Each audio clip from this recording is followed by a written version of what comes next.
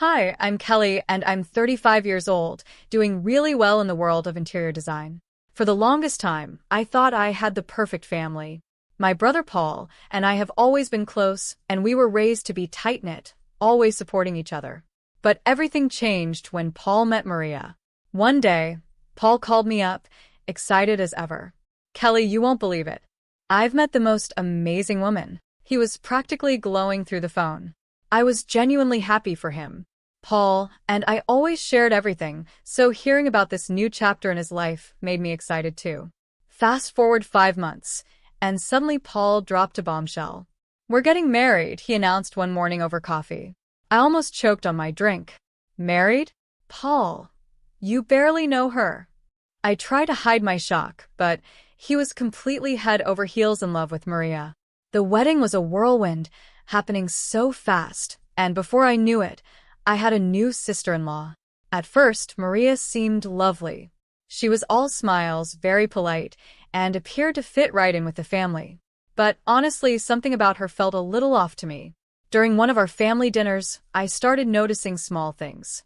For example, she would steer the conversation in strange directions. "Oh, Kelly, you're still single, right? Don't worry. I'm sure you'll find someone eventually." She said it with a smile, but there was always this tiny hint of judgment underneath her words. I tried to ignore it at first, but the comments kept coming. Every time, they were sugar-coated, but there was always a little sting to them.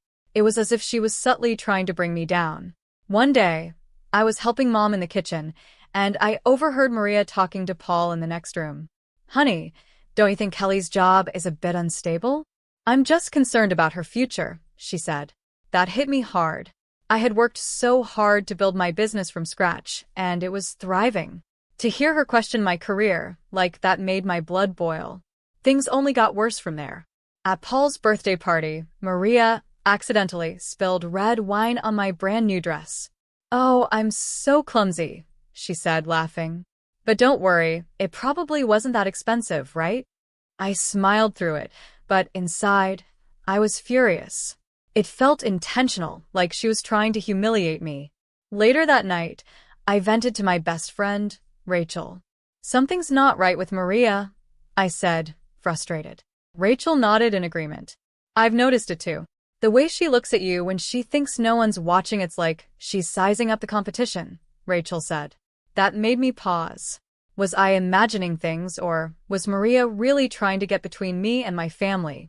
I sighed. But Paul's so happy, and Mom and Dad love her. Am I just overthinking this? Rachel looked at me seriously. "Trust your gut, Kelly. Keep your eyes open." That stuck with me, and from that point on, I started paying more attention. Slowly, I watched as Maria inserted herself deeper and deeper into every part of our family life. She volunteered to help Dad with his finances, constantly offering critiques about how he managed things. She reorganized Mom's entire kitchen, claiming it would be more efficient her way. Little by little, she was changing everything, and no one seemed to notice but me. What worried me most, though, was how Paul started to change. My brother, who used to be so outgoing and full of life, became quieter and more reserved. Whenever we'd talk, he would always defer to Maria's opinion, like he couldn't make a decision without checking with her first. It was so unlike him, and I couldn't shake the feeling that something was terribly wrong. One afternoon, while out shopping with Mom, I tried to bring it up. "Have you noticed anything strange about Paul lately?" I asked. Mom just smiled and shook her head. "Oh, you're overthinking it, dear. Maria's been wonderful to him." But I wasn't so sure. Something was changing, and I had a sinking feeling that Maria was behind it. I just didn't know how to make anyone see it before it was too late. I decided to talk to my mom about what was happening. "Mom, have you noticed anything different about Paul lately?" I asked, trying to keep my voice steady. She hesitated for a moment before replying, "Well, he's married now. Change is normal, sweetheart." "But, Mom," I pressed on, "it's like he's not even the same person anymore." Mom gave me a soft smile. "You're just not used to sharing him. Give it some time." I wanted to believe her, but time only made things worse. Every family gathering turned into a battlefield of passive-aggressive comments and tense moments. I tried to keep the peace, biting my tongue when Maria would make one of her snide remarks. But the stress was getting to me. My work started to suffer. My designs weren't coming together, and I found myself losing sleep night after night. One evening, after a particularly rough family dinner where Maria had subtly criticized everything from my outfit to my latest design project, I broke down in my apartment. I couldn't hold it in anymore. The tears flowed, and I felt completely overwhelmed. Just as I was starting to pull myself together, my phone rang. It was Rachel. "Kelly, are you okay? You seemed off at dinner," she asked, her voice full of concern. I couldn't hold back anymore. Everything I had been bottling up for months spilled out. I told her about my suspicions, my fears, and how I felt that Maria was slowly isolating Paul from the rest of us. Rachel listened patiently, and when I finished, she spoke firmly. "Enough is enough, Kelly. It's time to start digging. There's more to Maria than meets the eye, and we're going to find out what it is." As I hung up the phone, I felt a strange mix of determination and dread. I loved my family, and I would do anything to protect them, even if it meant exposing the person who had slowly infiltrated our lives, hiding behind a friendly smile. Little did I know things were about to get much, much worse. The annual family barbecue at my parents' house was supposed to be a day of relaxation and bonding, but instead, it turned into a nightmare that I'll never forget. Everyone was gathered in the backyard. Dad was at the grill, Mom was setting out salads, and Paul was helping Maria with her chair. I was chatting with my cousin when Maria's voice cut through the noise, interrupting us. "Kelly, sweetie, could you grab me a drink? You're not doing anything important, right?" Her words stung, but before I could respond, Mom called everyone to the table to eat. The tension was already building, and as we sat down for the meal, it only got worse. Throughout dinner, Maria kept making little jabs. "This potato salad is delicious, Mom. Much better than the store-bought one Kelly brought last time," she said with a smirk. That was it. I couldn't stay silent any longer. "At least I contribute something, Maria. What exactly do you bring to these gatherings besides criticism?" I shot back. The entire table went silent. Maria's eyes narrowed, and with a cold smile, she responded, "Well, I bring class for one thing. Something you clearly lack." Before I could stop myself, the words flew out of my mouth. "Class? Is that what you call being a manipulative bee?" "Kelly." Paul's voice cut through the tension, shocked by my outburst. But I didn't care anymore. I was tired of biting my tongue, tired of pretending everything was fine. Maria stood up from the table, tears welling up in her eyes.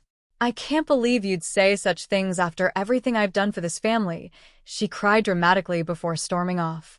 Paul, of course, followed her without a word. I sat there, fuming, as my parents gave me disappointed looks from across the table. I knew they thought I had crossed a line, but I didn't regret what I had said. Maria had pushed me too far, and I couldn't hold it in any longer. Later, after most of the guests had left, I sat alone in the backyard, replaying the entire evening in my mind. What had I done? Would things ever be the same with Paul again? And more importantly, how would I ever get my family to see what Maria was really doing to us? As I was helping to clean up after the family barbecue, Maria cornered me in the kitchen. Her tone was cold and threatening as she whispered, "Listen here, you little nobody. Paul is mine now, and soon, this whole family will see you for the jealous, pathetic person you are." I was stunned by her words. "You're delusional, Maria," I replied, trying to keep my cool. That's when things escalated. Maria grabbed a fistful of my hair and yanked it hard. "Am I?" she hissed, pulling me toward the living room. "Let's see what Paul thinks about his precious sister now." She dragged me by my hair into the living room, where Paul was sitting, chatting with Dad. "Paul, look what your sister did," Maria cried out, putting on her best act of an innocent victim. "She attacked me." Paul turned around, his eyes wide with shock. "Kelly, what the hell?" he said, disbelief clear in his voice. I tried to explain, but Maria's fake tears and dramatic performance drowned me out. Paul wasn't even listening. His anger was directed at me, not her. "I think you should leave, Kelly," he said quietly but firmly. Humiliated and furious, I grabbed my things and walked out, my heart heavy with frustration. The next day, Rachel came over to find me still in my pajamas, surrounded by empty ice cream containers. I was emotionally drained, replaying the awful scene in my head over and over again. "That's it," Rachel said firmly, looking at the mess around me. "We're not letting her get away with this. It's time to fight back." Over the next week, Rachel and I started digging into Maria's past. We searched for anything that could reveal her true character. It didn't take long before we found inconsistencies in the stories she had told us. The college she claimed to have graduated from had no record of her. The company she said she worked for? It didn't even exist. But the biggest break came by chance. While grabbing coffee one afternoon, I bumped into a woman named Amy. She introduced herself as one of Maria's former coworkers. "Oh, you know Maria?" Amy asked, looking curious. "How is she?" "Still ruining lives, I assume?" My heart raced. "What do you mean by that?" I asked cautiously. Amy sighed and started telling me everything. Maria had a long history of causing chaos wherever she went. She had bullied coworkers, manipulated bosses, and even gotten Amy fired by planting fake evidence of theft. Maria knew exactly how to turn situations to her advantage and hurt those who stood in her way. "Be careful," Amy warned me. "Maria is dangerous when she feels cornered." I left the cafe with my head spinning. I finally had proof that Maria wasn't who she claimed to be. But as I reached for my phone to call Paul, I hesitated. Would he even believe me? Or would it just push him further away from me and closer to Maria? I stood there, torn between protecting my brother and preserving what little remained of our relationship. This was just the beginning. Maria's mask had slipped, and now I had a choice to make. How far was I willing to go to expose the truth? After weeks of debating with myself, I finally made a decision. I couldn't let Maria continue her manipulation without a fight. I made a call to James, a private investigator recommended by one of my clients. We agreed to meet at a quiet coffee shop to discuss everything. "So, you want me to dig into your sister-in-law's past?" James asked, glancing down at the folder I had brought with me. I pushed it across the table, feeling the weight of my decisions settle on my shoulders. "Here's everything I've found so far," I said, my voice steady. "But I need more. I need to know everything." James nodded, picking up the folder and flipping through the papers. "All right. I'll see what I can do." Leaving the cafe, I felt a sense of determination that I hadn't felt in a long time. Maria had messed with the wrong person. I was going to protect my family, no matter what it took. Little did I know, the path ahead was going to be even more difficult than I imagined, but I was ready. It was time to uncover who Maria really was, and I wasn't backing down. As James flipped through the pages of the file I gave him, he let out a low whistle. "Your sister-in-law has more red flags than a parade," he said, shaking his head. "I'll see what I can dig up."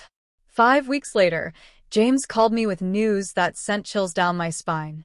"Kelly, your sister-in-law isn't just a liar, she's a professional con artist. She has multiple identities and fraud charges in 4 different states. And get this, she's been using your brother's business to launder money." My hands started to tremble as I tried to absorb what he was saying. "How?" "How is she doing that?" I asked, barely able to get the words out. "Fake invoices, ghost employees, the whole works," James explained. "Your brother's company is a ticking time bomb." I thanked James and hung up the phone, my heart pounding. I had to tell Paul. But how could I break this news to him? Just as I was trying to figure out what to do next, my phone buzzed with a text from my mom. "Family dinner tonight. Maria insists." Please come." Great. Just what I needed. The atmosphere at dinner was tense from the moment I walked in. It was like everyone could feel that something was off, but no one wanted to acknowledge it. Maria was all smiles, playing her usual game. But when her eyes met mine, there was something cold and calculating about her stare. Paul was sitting next to her, looking a bit tired. Maria, in her sweetest voice, suddenly said, "Paul, honey, why don't you tell everyone about our vacation plans?" Paul cleared his throat, looking a little uncomfortable. Well, we're thinking of taking a trip. Maybe an extended one. 5 months or so."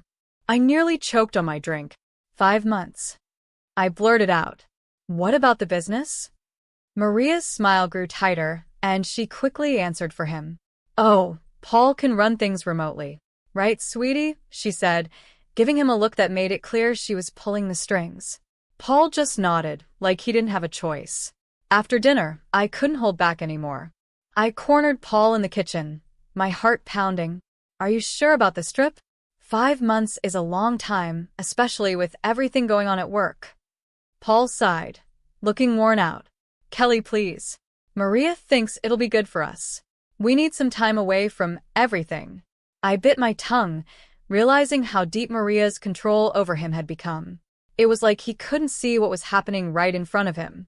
Over the next few days, I kept thinking about how to help Paul. I knew I couldn't do it alone.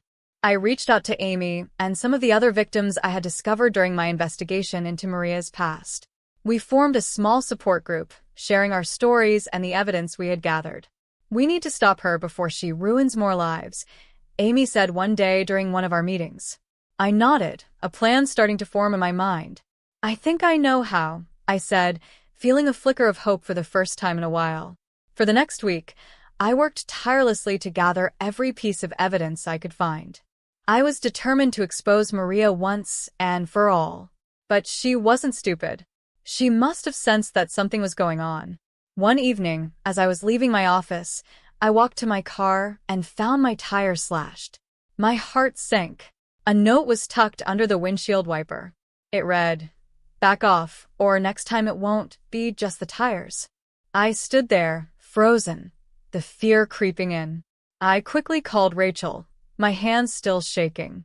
Rachel, she knows. I whispered into the phone. Maria knows I'm onto her. Rachel's voice was calm but firm. Then we need to act now, before she can do any more damage. She was right. There was no more time to waste. Maria had played her game for long enough. It was time to expose the truth and protect my brother from the web of lies she had spun. With Rachel by my side, I set the plan into motion. This was it. There was no turning back now. We were going to take Maria down, and nothing was going to stop us. I called my parents, Paul, and the rest of the family. Emergency family meeting tomorrow night. It's about Paul's safety, I said, my voice firm. As I hung up the phone, doubt crept in. Was I doing the right thing? What if this all backfired? But then, I remembered the defeated look in Paul's eyes, how Maria had manipulated him and everyone else around her. No, this had to be done. The next day seemed to drag on forever. I spent the entire day triple-checking all the evidence I had gathered, making sure every detail was solid. I rehearsed what I was going to say, over and over again in my head. As the evening approached, my phone buzzed with a message from Paul. Maria's not feeling well. We might not make it. My heart sank. Of course, Maria would try to avoid this. I texted back quickly. Please, Paul. It's important. I wouldn't ask if it wasn't. Hours passed, and I heard nothing. I was starting to give up hope when I heard a car pull up outside my apartment. Peeking out the window, I saw Paul helping Maria out of the car. She looked pale and leaned on him dramatically. It was obvious that she was putting on a show. As Paul and Maria entered my apartment, the tension in the room was thick. My parents, Rachel, Amy, and a few others were already there, waiting. Maria clearly didn't expect this kind of gathering. What's going on? Paul asked, confusion evident in his voice. I took a deep breath, trying to steady my nerves. Paul, everyone, it's time you all knew the truth about Maria. I was calm but determined. This was the moment of truth. Maria's eyes narrowed. Kelly, you're being ridiculous, she snapped, but I didn't let her continue. I pulled out a stack of documents from my bag and held them up. Maria, or should I say Amanda? Or is it Lisa? How many identities do you have? I asked, staring straight at her. Paul's face went pale as I laid out the evidence in front of everyone, the fake names, the fraud charges in different states, the money laundering through his business. Amy and the others shared their stories of how Maria had manipulated them, the lies, the deceit, the way she had hurt so many people. Maria tried to interject, her voice growing hysterical. They're lying, Paul. Baby, you know me, she cried, desperately trying to keep her mask intact. But I could see Paul's disbelief turning into anger. Is it true? Paul asked, his voice shaking. Have you been using my company to launder money? The mask Maria had been wearing for so long finally cracked. Her sweet, innocent demeanor vanished, replaced by cold, hard fury. You're all idiots, she hissed, her voice dripping with venom. Paul, you are so easy to manipulate, and the rest of you? Pathetic. The room went silent. Mom gasped in shock, and Dad clenched his fists. Paul looked utterly heartbroken, his world crashing down around him. Maria saw her way out and made a dash for the door, but Amy was quicker. She stepped in front of Maria, blocking her escape. Not so fast, Amy said firmly. The police are on their way. The next few hours were a blur. Maria was arrested, screaming and shouting threats as she was led away in handcuffs. She didn't try to hide her true nature anymore. The mask was gone, and all that was left was the real Maria, manipulative and dangerous. Paul sat in silence for the rest of the evening, trying to process everything that had just happened. It was hard to watch him like that, knowing how much pain Maria had caused him. Days turned into weeks. Paul filed for divorce almost immediately. He also worked tirelessly to save his business, trying to undo the damage Maria had done. It was going to be a long road to recovery, but Paul was strong. I knew he would make it through, even if it took time. As for me, I was relieved. We had exposed Maria for who she really was. I had protected my family, and even though it was a painful experience, I knew we were all better off now that Maria was out of our lives for good. In the end, it wasn't just about the evidence or the lies. It was about standing up for what was right, even when it was hard. And I knew that Paul would heal, and our family would become stronger because of it. We had faced the truth, and we had won. I stood by Paul's side through everything. Months later, as we celebrated the successful relaunch of his company, he pulled me aside and said, "Kelly, I'm sorry I didn't believe you sooner. Thank you for not giving up on me." I hugged him tightly, feeling our bond stronger than ever. As I looked around at my family, now free from Maria's toxic influence, I realized how important it is to trust your instincts and stand up to people who try to bring you down. It wasn't easy, but it was worth it. We were free, together, and stronger for having gone through this storm. And that's the end of my story. Now, I have a question for you. If you found out your sibling's spouse was a criminal, would you expose them or stay quiet to protect your sibling's happiness? What's more important, family peace or justice? Let me know your thoughts in the comments. It's a tough decision, and I'm curious to hear what you would do. If you enjoyed this wild story, don't forget to hit that like button.